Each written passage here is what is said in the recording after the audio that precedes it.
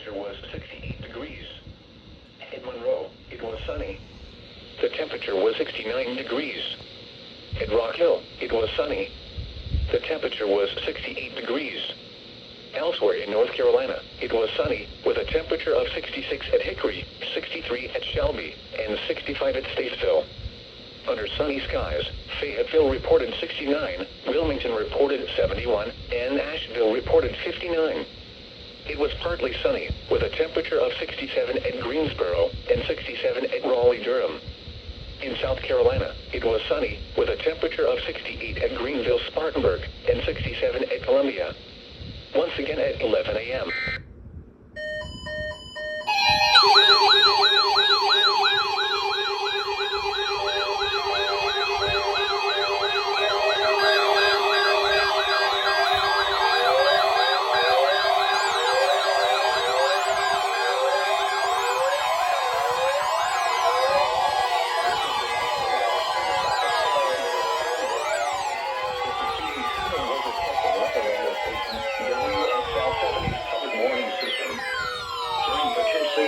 Weather situations, especially built receivers can be automatically activated to warn of an impending hazard.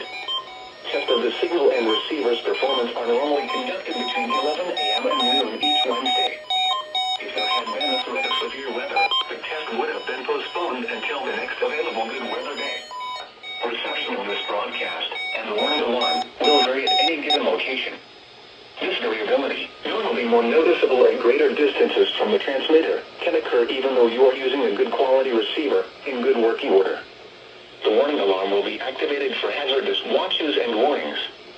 For station WXL70, broadcasting near Charlotte, on a frequency of 162.475 MHz, the warning alarm will be activated for the following counties in North Carolina: Alexander, Anson, Cabarrus, Catawba, Cleveland, Gaston, Argyle, Lincoln, Mecklenburg, Montgomery, Richmond, Rowan, Staley, and Union.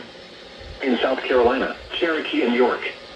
This concludes the NOAA Weather Radio All Hazards Tone Alert Test.